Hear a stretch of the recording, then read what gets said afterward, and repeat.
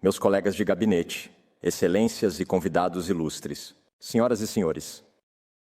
Este ano marca os 60 anos de independência de Singapura. Em 1965, poucos acreditavam que conseguiríamos. Éramos uma pequena cidade-estado sem recursos naturais, sem hinterland, sem meios de defesa. As probabilidades estavam contra nós. Mas, passo a passo, desafiamos as expectativas. Superamos desafios e construímos a Singapura de hoje como uma nação vibrante, moderna e respeitada globalmente. Portanto, estes 60 anos de Singapura são realmente um momento para refletirmos, para olharmos para trás e vermos o quanto avançamos, e principalmente para olharmos para frente e traçarmos o caminho a seguir em um mundo em rápida mudança. Para entender nossa jornada, devemos primeiro compreender o ambiente global no qual nossa nação foi forjada. O sucesso de Singapura não aconteceu em um vácuo. Durante grande parte dos últimos 60 anos, prosperamos em uma ordem internacional, baseada em regras, pós-Segunda Guerra Mundial. Uma ordem que foi moldada e sustentada pela liderança americana. Após a Segunda Guerra Mundial, os Elaiwa adotaram uma abordagem extraordinária para uma potência vitoriosa. Apoiou a descolonização, abrindo caminho para a independência de muitas nações na África e na Ásia. Ajudou a reconstruir as economias de seus inimigos derrotados, Alemanha e Japão, e lançou o Plano Marshall para ajudar a Europa Ocidental a se reerguer. Estabeleceu instituições globais como as Nações Unidas, o FMI e o Banco Mundial, e mais tarde, a OMC. Defendeu o livre comércio e os mercados abertos.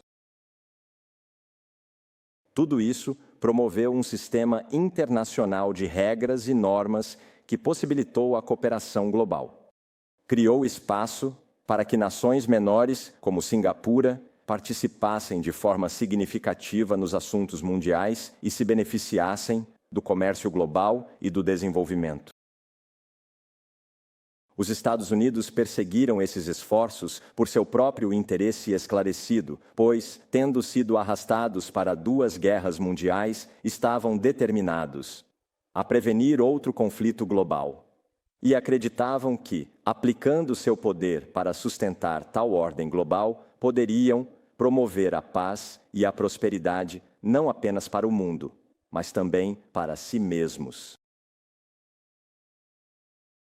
Durante a Guerra Fria, os CNUA tomaram medidas decisivas para conter a maré do comunismo. Sua intervenção no Vietnã deu ao Sudeste Asiático e a Singapura o tempo e o espaço de que precisávamos para desenvolver e crescer. A Guerra do Vietnã continua sendo controversa e, portanto, o que dizemos sobre ela pode não ser universalmente aceito, mesmo nos próprios Estados Unidos. Mas Singapura é profundamente grata pelos tremendos sacrifícios que os PNWA fizeram ao intervir na Indochina naquela época. Então, quando a União Soviética colapsou em 1991, os EMAOLA ficaram sozinhos como a única superpotência. Sua liderança e o guarda-chuva de segurança mantiveram a paz e a estabilidade na Ásia e criaram um ambiente no qual países como Singapura puderam florescer e prosperar. Claro, as coisas não eram perfeitas. De tempos em tempos, a América foi criticada por padrões duplos e inconsistência, mas, em geral, permaneceu uma força de estabilidade e uma força para o bem. É nesse contexto internacional que Singapura decolou. Em 1972, o Sr. Rajaratnam vislumbrou Singapura como uma cidade global. Uma que, citando, tiraria sustento não apenas da região, mas também do sistema econômico internacional, né? Esta visão floresceu devido ao ambiente global de cooperação, regras e estabilidade E por que Singapura escolheu se integrar a este sistema global? Hoje, muito infelizmente, esta ordem internacional está emoldurada. As condições que a sustentam não se mantêm mais. Dentro da América, o apoio ao engajamento global diminuiu. Muitos americanos se sentem deixados para trás pela globalização. Suas comunidades sofreram com a perda de empregos, salários estagnados e desagregação social. Há uma sensação crescente de que outros países estão se beneficiando desproporcionalmente do guarda-chuva de segurança dos Estados Unidos e do acesso aos seus mercados, enquanto contribuem pouco em troca.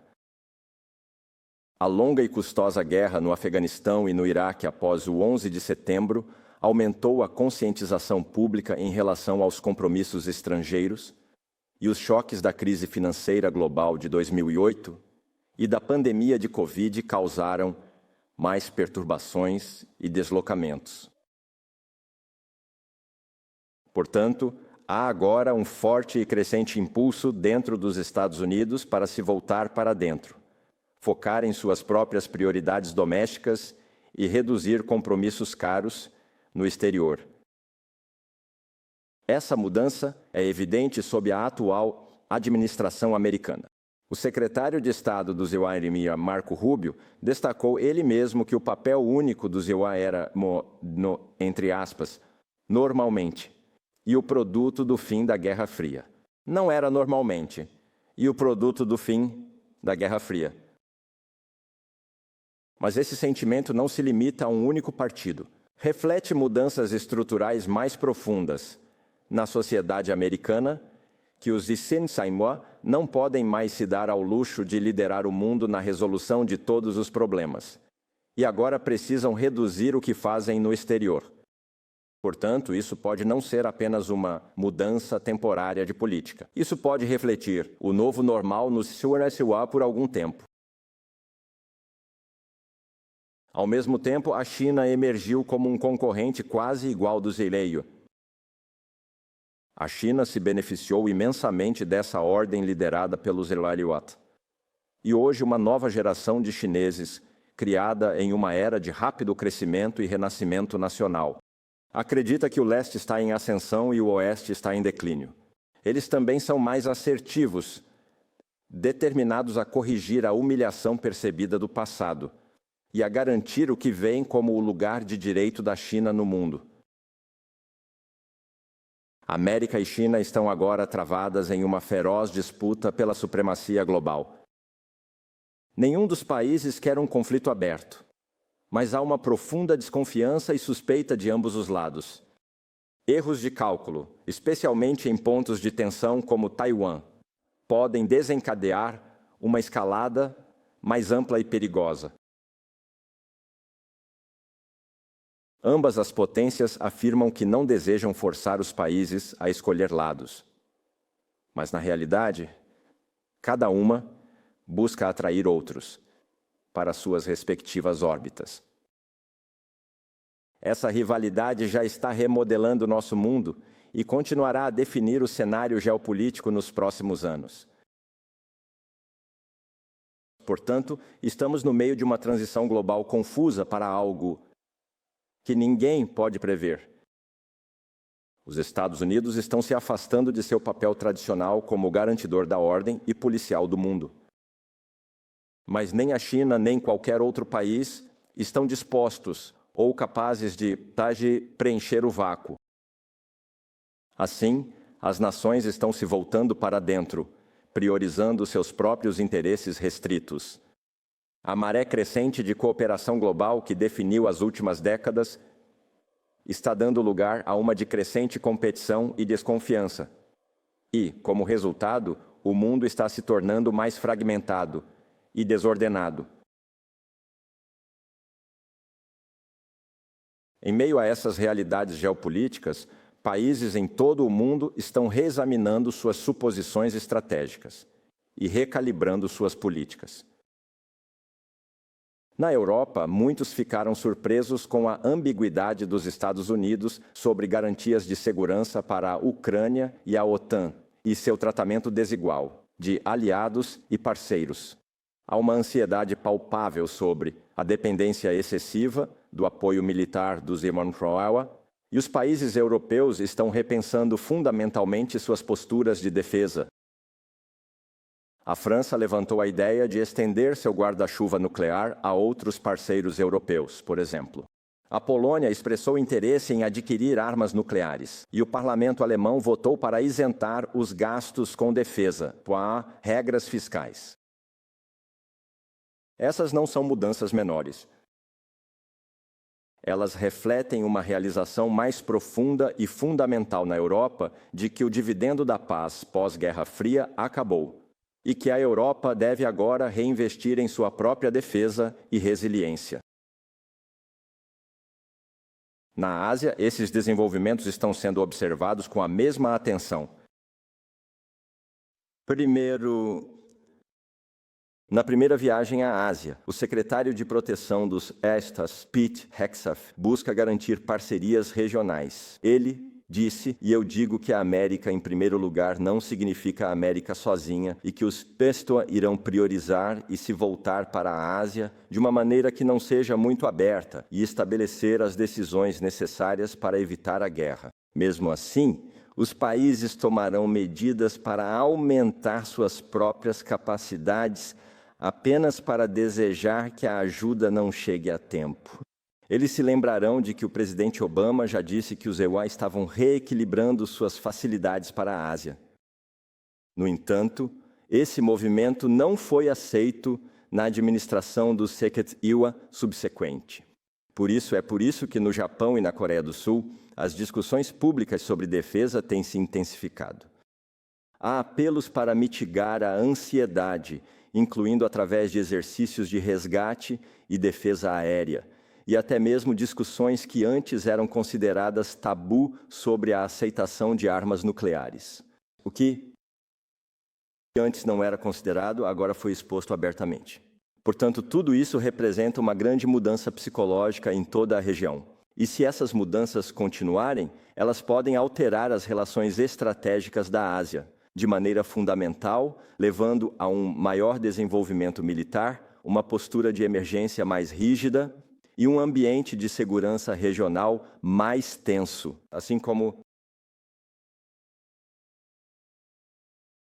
com a crescente instabilidade geopolítica, observamos uma crescente ansiedade no sistema econômico internacional. Há um reconhecido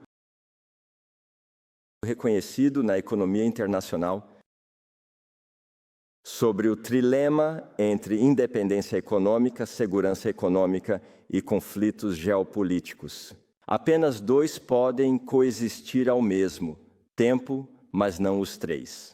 Assim, após o fim da Guerra Fria, o equilíbrio geopolítico se expandiu. Portanto, os países puderam alcançar independência enquanto mantinham uma sensação ampla de segurança econômica. Hoje, os conflitos geopolíticos retornaram com intensidade. As grandes potências não se sentem mais economicamente seguras. Portanto, há algo que precisa ser sacrificado. E onde antes a independência econômica era vista como uma força, agora é considerada uma fraqueza. Assim, os governos respondem canalizando gastos, desenvolvendo autossuficiência e prestando mais atenção à supervisão de empresas críticas e indústrias estratégicas. Ferramentas econômicas como tarifas, controle de exportação e sanções são utilizadas não para lucro de mercado, mas como instrumentos de poder do Estado para melhorar os interesses nacionais. Por essa razão, essas regulamentações não são novas, mas elas ganharam nova força com os recentes movimentos tarifários dos EUA. Os EUA têm desde então retaliado a maioria das tarifas que se acumularam, mas não há satisfação nisso, pois o valor das tarifas básicas agora é ainda mais alto do que o normal, e as mudanças causaram grandes dificuldades para os negócios em todos os lugares. Nenhuma empresa pode ter uma perspectiva de longo prazo segura, sabendo que os preços das tarifas podem mudar de repente. Além disso, os EUAs e a China estão iniciando uma guerra tarifária completa. As tarifas dos EUA sobre produtos chineses agora são de 145%. E a China respondeu com tarifas sobre produtos dos EUA a 125% a 125%. E está disposta a lutar até o fim. Atualmente, os gastos entre os dois países só vão parar e a dor será sentida não apenas por eles, mas por países em todo o mundo. Por enquanto, ninguém quer ceder. Não há um caminho claro, não há um caminho fácil para desescalar. E a deterioração dos laços comerciais acelerará o desacoplamento das duas economias. O que estamos testemunhando é a reformulação da economia global, não como um sistema integrado, mas cada vez mais como ecossistemas bifurcados, centrados em torno dos Estados Unidos e da China. E à medida que os laços econômicos se desgastam, outros aspectos da relação EU-China estarão sob maior pressão. A confiança se deteriorará ainda mais. As tensões aumentarão em múltiplos domínios. Acabei de compartilhar o que considero uma avaliação sóbria, mas realista, de nossas preocupações que estão ocorrendo globalmente. Para uma pequena economia aberta como Singapura, esses desenvolvimentos globais são profundamente preocupantes. Nossa prosperidade tem dependido de uma ordem global estável, baseada em regras e do livre fluxo de comércio, capital, pessoas e ideias. À medida que a velha ordem se desgasta, uma nova eventualmente surgirá. É provável que seja mais multipolar, menos coordenada e mais contestada. Não será moldada pelos grandes projetos de uma única superpotência, nem por uma concordância harmoniosa de todas as grandes potências, mas mais pelas ações e escolhas de muitos jogadores diferentes. E apesar de nossas limitações como um Estado pequeno, não podemos nos dar ao luxo de ser um espectador passivo neste cenário em evolução. Em vez disso, devemos responder com agilidade e determinação e ativamente moldar nosso próprio destino. E Singapura hoje não está sem agência. Estamos melhor equipados, mais capazes, mais conectados do que estávamos em 1965. Forjamos fortes amizades ao redor do mundo. A marca Singapura é bem considerada e desfrutamos de um profundo reservatório de boa vontade internacional. Mais importante, não estamos sozinhos. Existem muitos países com ideias semelhantes que compartilham nosso compromisso com um sistema global aberto, estável e baseado em regras. Portanto, podemos e vamos aprofundar e expandir nossas redes com eles e juntos. Podemos preservar os marcos multilaterais que importam e estabelecer agora as bases para uma ordem global mais estável que pode emergir nos próximos anos. E é com isso em mente que avançaremos em 3 direções principais. Primeiro, contribuiremos ativamente para a gestão dos bens comuns globais. Porque muitos dos desafios mais urgentes do mundo, desde a governança da IA e as mudanças climáticas até futuras pandemias, exigem mais cooperação global, não menos. E quando dizemos que apoiamos o direito internacional e o multilateralismo, não estamos apenas esperando pelo melhor. Estamos trabalhando ativamente para fazer as coisas acontecerem.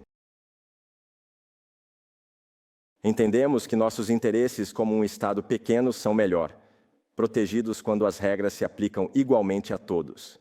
E tomamos medidas concretas para defender essas regras. Assim, Singapura tem desempenhado consistentemente um papel construtivo em fóruns multilaterais, não por meio de exibições, mas construindo consenso e encontrando soluções. Mais recentemente, nossa embaixadora Rina Lee liderou as bem-sucedidas negociações da ONU sobre o Tratado dos Mares Altos, sobre biodiversidade, um acordo histórico que fortalece a governança global sobre áreas marinhas além da jurisdição nacional. É uma conquista notável e mostra que, apesar de um ambiente geopolítico conturbado, ainda é possível para o mundo se unir, para encontrar consenso. Nós indicamos Rina como candidata para servir como juíza no Tribunal Internacional de Justiça.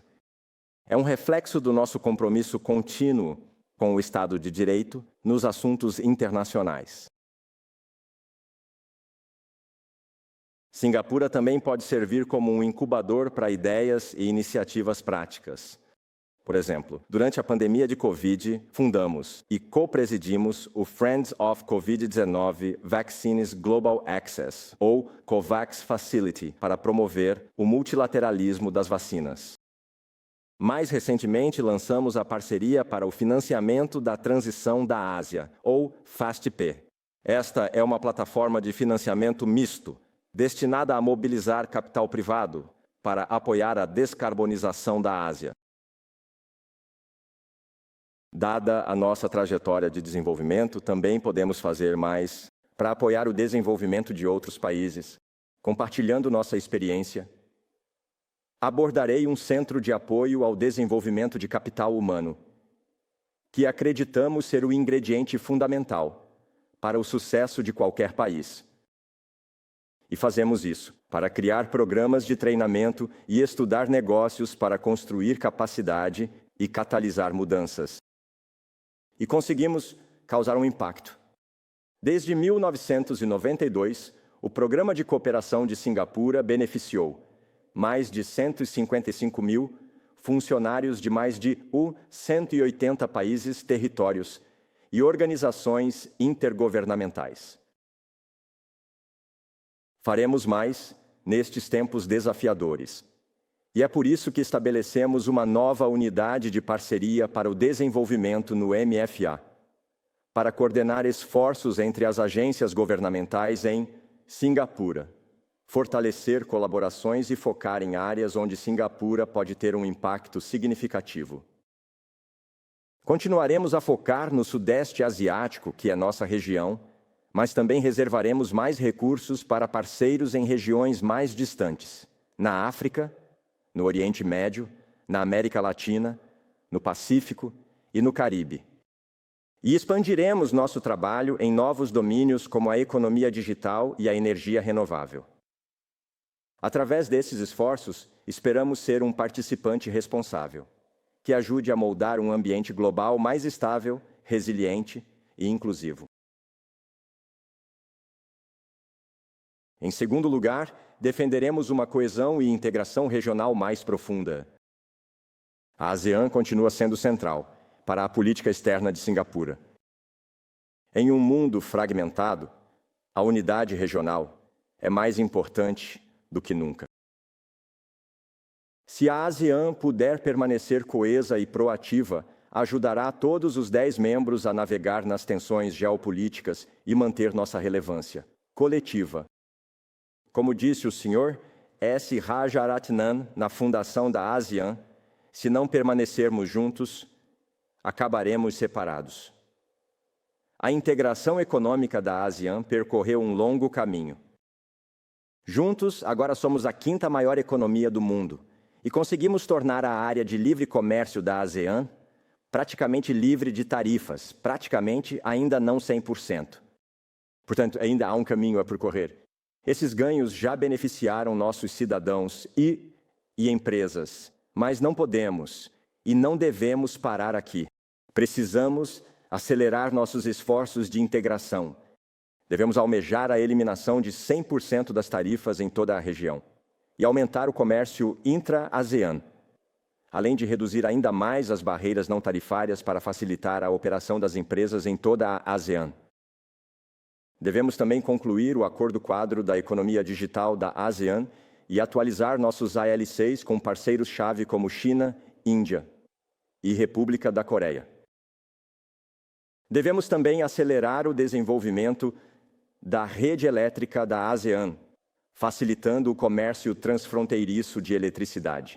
A rede ajudará nossa região a transitar mais rapidamente para a energia verde, atrair novos investimentos, criar melhores empregos e fortalecer nossa segurança energética coletiva. Além de nossa vizinhança imediata, a ASEAN construiu ao longo das décadas uma arquitetura regional aberta e inclusiva. Através de fóruns como a Cúpula do Leste Asiático, reunimos todas as grandes potências à mesma mesa e lhes damos um interesse no sucesso de nossa região. Complementando a Cúpula do Leste Asiático, temos a perspectiva da ASEAN sobre o Indo-Pacífico. Isso enfatiza a abertura, inclusividade e cooperação. Rejeita explicitamente a competição de soma zero ou a dominação por qualquer única potência. Portanto, Singapura trabalhará com a presidência malaia da ASEAN e nossos parceiros da Cúpula do Leste Asiático para traduzir a visão da perspectiva da ASEAN sobre o Indo-Pacífico em projetos e iniciativas concretas. Esperamos que isso fortaleça a relevância da ASEAN e da Cúpula do Leste Asiático. E quando Singapura assumir a presidência da ASEAN em 2027, que também marcará o 60º aniversário da ASEAN, usaremos a oportunidade para aprofundar a integração regional e garantir que a ASEAN continue sendo um pilar vital e credível para a paz e prosperidade na Ásia. Em terceiro lugar, fortaleceremos nossa rede global de parcerias. Neste mundo, cada vez mais multipolar, devemos desenvolver relações mais variadas e profundas com múltiplos parceiros. Porque quanto mais conectados estivermos, quanto mais resiliência tivermos, melhor poderemos navegar na incerteza e suportar choques. Economicamente, já estamos integrados em grandes redes e estruturas como o CPTPP, RSAP, e uma extensa rede de ALCs. Esses nos dão acesso ao mercado e isolamento contra o aumento do protecionismo. Mas devemos ir além para reforçar o sistema de comércio multilateral e preservar os fluxos abertos de comércio e investimento. Na semana passada, conversei com colegas da Malásia, Japão, Nova Zelândia, Reino Unido e UE. Representamos diferentes países de diferentes regiões, mas todos concordamos em uma coisa: o mundo precisa de mais cooperação, não menos, e não devemos recuar para o protecionismo ou isolacionismo. Uma ideia que estamos perseguindo é uma maior colaboração entre o CPTPP e a UE. O Reino Unido já está no CPTPP e há várias economias interessadas em se juntar como membros. O CPTPP e a UE juntos representam cerca de 30% do PIB mundial. Uma parceria formal entre as duas entidades pode facilitar os fluxos de comércio e investimento e ajudar a manter os princípios fundamentais do sistema de comércio baseado em regras. Outra ideia é fortalecer a parceria estratégica ASEAN-UE. A UE tem sido um parceiro de diálogo desde 1977. Já possui acordos de livre comércio com Singapura e Vietnã e está buscando acordos comerciais com outros países da ASEAN. Portanto, uma colaboração mais profunda entre nossas regiões em projetos concretos pode nos ajudar a progredir em direção ao objetivo final de um acordo de livre comércio ASEAN-UE e desbloquear o potencial de nosso mercado combinado de mais de 1 bilhão de pessoas. Além das parcerias econômicas, estamos aprofundando e expandindo parcerias estratégicas com países de mentalidade semelhante, incluindo Austrália, Nova Zelândia, Índia, França, Alemanha, República da Coreia, Arábia Saudita, Reino Unido e Vietnã. Estamos alcançando novas fronteiras no Oriente Médio, África e América Latina.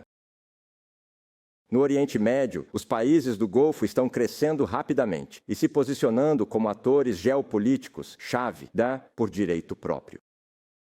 Temos uma parceria abrangente com os Emirados Árabes Unidos e acabamos de elevar nossas relações com a Arábia Saudita a uma parceria estratégica. Também institucionalizamos diálogos com o Catar e Omã. Portanto, faremos mais. Não apenas com os países do Golfo, mas também com outros parceiros do Oriente Médio. e intensificaremos os esforços para desenvolver laços mais estreitos com a África e a América Latina. Essas regiões estão repletas de potencial, mas não nos envolvemos totalmente com elas, devido à distância ou desconhecimento. Atualmente, temos apenas 2 missões diplomáticas atendendo todo o continente africano, no Cairo e em Pretória, e apenas uma na América Latina. Isso é insuficiente. Abriremos novas missões diplomáticas na África e na América Latina nos próximos anos. Esperamos que isso mostre aos nossos amigos na África e na América Latina que Singapura está interessada em fazer mais, para comercializar, investir e se associar com eles para benefício mútuo. Estes são os passos que tomaremos para navegar neste mundo cada vez mais fragmentado e turbulento. Assim como em 1965, mais uma vez nos encontramos em águas desconhecidas. Ainda somos um país pequeno sem recursos naturais, mas não somos mais a Singapura de 6 décadas atrás. Construímos capacidades mais profundas e nos tornamos mais fortes e resilientes. Encontramos maneiras inovadoras de superar nossa falta de recursos críticos, seja água, terra ou energia. Construímos cuidadosamente nossas reservas financeiras, proporcionando-nos uma almofada vital em tempos de crise. E construímos uma SAF forte e eficaz e uma equipe doméstica. Porque desde o início reconhecemos a importância da defesa e da segurança interna. E ao contrário de alguns lugares, que reduziram o serviço militar obrigatório ou cortaram gastos com defesa, investimos consistentemente nessas áreas ao longo dos anos. E fortalecer nossa instituição de serviço nacional. Os singapurianos sabem que, se algum dia formos ameaçados, ninguém virá nos resgatar. Ninguém mais protegerá os interesses de Singapura, ou garantirá nosso futuro por nós. Só podemos depender de nós mesmos. Sem dúvida, os singapurianos hoje também são mais viajados, mais bem informados sobre o mundo. Muitos não querem apenas saber como Singapura será afetada pelo governo em outros lugares. Eles também querem saber como estamos respondendo e por quê. Naturalmente, haveria diferenças de opiniões, e até mesmo opiniões fortes sobre como devemos nos posicionar internacionalmente em questões globais. Na verdade, é um sinal de cidadania saudável e madura ter uma diversidade de opiniões e pontos de vista. Mas nunca devemos permitir que nossa diversidade se torne uma fonte de divisão, em um mundo cada vez mais contencioso e polarizado. Devemos nos apegar ao que nos une, um senso de respeito mútuo, propósito compartilhado e a convicção de que o que nos une é muito mais forte do que qualquer coisa que possa nos dividir. Em última análise, a sobrevivência e o sucesso de Singapura neste mundo incerto não dependerão apenas das ações de seus líderes ou dos esforços de nossos diplomatas no exterior. Por mais capazes que sejam, e nós realmente temos diplomatas muito capazes. No final, depende de todos nós, como singapurenses, acreditarmos em nossa nação e em nosso senso compartilhado de responsabilidade para proteger nosso lar e nossos concidadãos. Singapura pode ser uma ilha, mas não podemos ter uma mentalidade insular. Precisamos cuidar uns dos outros. Precisamos fortalecer nosso laço de companheirismo dentro de nossa sociedade e com outros além de nossa escolha. Isso se aplica não apenas a nós individualmente, mas também como nação. Mesmo que outros países se voltem para dentro, precisamos permanecer abertos. Abertos a ideias, abertos a parcerias e abertos a oportunidades. Não temos escolha. Porque esse sempre foi o caminho de Singapura. Não recuar, mas estender a mão. Não construir barreiras, mas construir pontes. Por séculos, Singapura serviu como um porto seguro e um ponto de encontro natural para culturas, comércio e intercâmbio. Seja como a cidade marítima ou como um entreposto de livre comércio no Império Britânico, ou como a atual cidade-estado soberana global. Antes do advento dos navios a vapor, os navios que atravessavam a região estavam à mercê dos ventos das monções, que traziam mares agitados, clima imprevisível e ventos desfavoráveis. Os navios frequentemente tinham que encontrar um porto seguro e esperar que os ventos se acalmassem ou se tornassem favoráveis antes de continuar sua jornada. Os padrões das monções no transporte marítimo significavam que marinheiros, comerciantes e imigrantes da China, Índia, do arquipélago malaio e do Oriente Médio vinham para Singapura como um ponto de encontro, como um centro para realizar comércio e se estabelecer. Hoje, os ventos das monções estão soprando novamente, mas não precisamos nos esconder e certamente não vamos capitular. Não podemos controlar as correntes globais, mas podemos traçar nosso próprio curso com coragem, visão e habilidade. Assim, Singapura continuará a ser um porto seguro, um empório global e um centro confiável para que todos os lados possam se engajar. Ao fazer isso, garantiremos que nosso povo possa ganhar a vida dignamente e gerar produtos, ideias e contribuições que tragam valor para nós mesmos e também para o mundo. Portanto, não tenhamos medo. Permaneçamos unidos e enfrentemos as tempestades à frente como um só povo. Continuemos a transformar nossas vulnerabilidades em força e permaneçamos fiéis ao espírito que construiu esta nação, garantindo que este pequeno ponto vermelho continue a brilhar intensamente, como um farol de esperança, estabilidade e propósito no cenário mundial. Muito obrigado.